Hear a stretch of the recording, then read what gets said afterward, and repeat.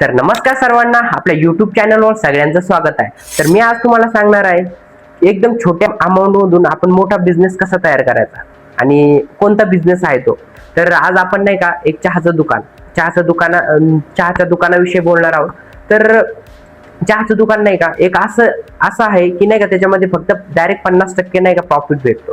म्हणजे आपण छोट्यापासून सुरुवात करून मोठं होऊ शकतो आणि आपलं स्वतः मालक पण राहू शकतो. तर आज आपण चहाच्या दुकानाबद्दल माहिती जाणून घेणार आहोत. तर नाही का आज म्हणजे चहाचं दुकान कसं स्टार्ट करायचं, कुठे टाकायचं आणि कसं चालेल ते. तर आजचा विषय असा आहे की नाही का पहिली स्टार्टिंग काय आहे की नाही का कुठे टाकायचं दुकान, कुठे टाकायचं जिथं नाही का कॉलेज पाशी किंवा हॉस्पिटलची ठिकाणे किंवा बाजारपेठे अशा ठिकाणी. जास्त करून तर आपलं हॉस्पिटल पाशी तर 100% दुकान चालतात. आणि कॉलेजमध्ये कसं काय की कॉलेजचे मुलं मुली येतात चालतात. आणि दुसरी गोष्ट काय, हॉस्पिटल म्हणजे तिथं पेशंट वगैरे येतात, टेन्शन मध्ये असतात, तर तिथं पेतातच 100%. त्याच्यामुळे नाही का तुम्हाला जर हे करायचं असेल ना तर नाही का म्हणजे जिथं टाकायचं याच्यामधून जर एके पण जागेवर टाकलं ना तुम्ही, तुमचं नाही का 100% दुकान चालणार म्हणजे चालणारच. आणि दुसरी गोष्ट म्हणजे कस्टमर कसे वाढवायचे.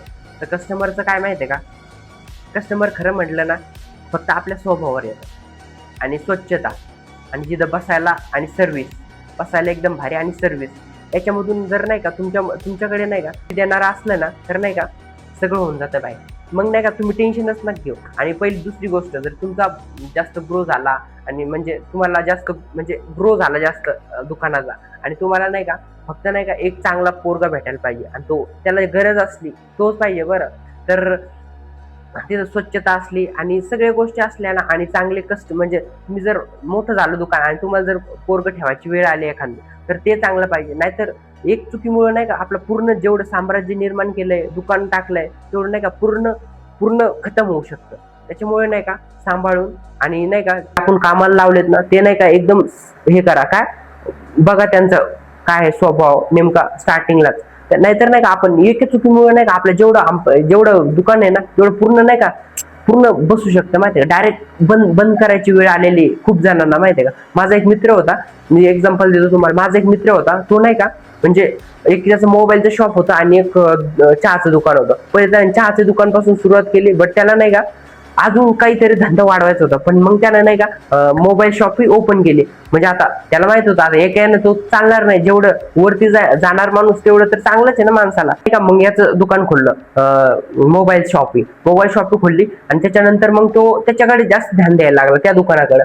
पण मग नाही का याच्याकडे माणूस कसा होता, एकदम नर्वस. कधी पण काय पाहिजे तुम्हाला भाई असं असलं ना कोणी तर बाई तुमचं दुकान नाही का कधी पण बसायची शक्यता आहे. बरं ते मी काय सांगत नाही, अनुभव पण आलेला आहे, स्वतः सांगत नाही, अनुभव पण आलेला आहे. त्याच्यामुळे नाही का जे तुम्ही दुकानावर ठेवताय ना माणूस, तो नाही का एकदम चांगला पाहिजे आणि एकदम स्वभावाला पण तो चांगला पाहिजे आणि त्याला गरज पाहिजे. पहिली गोष्ट त्याला गरज पाहिजे. गरज असली ना तेव्हाच माणूस चांगलं काम करतं आणि चांगलं वागतं माणसासोबत.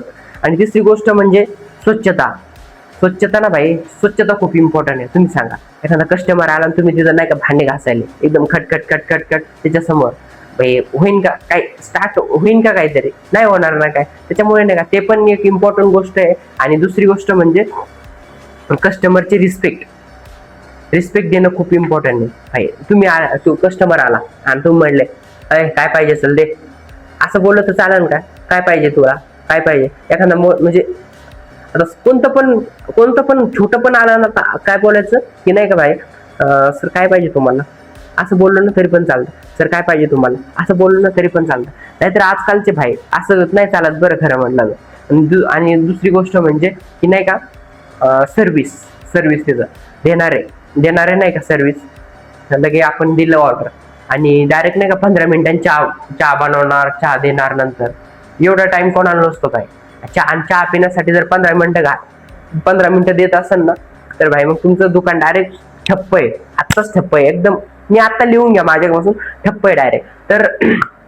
तर एवढ्या गोष्टी जर तुमच्या ध्यानात बसल्या, लोकेशन, पोझिशन, कस्टमर हँडलिंग सगळे जर तुम्हाला जमलं ना भाई तर तुम्हाला नाही का कोणीच माग खिचू शकत नाही.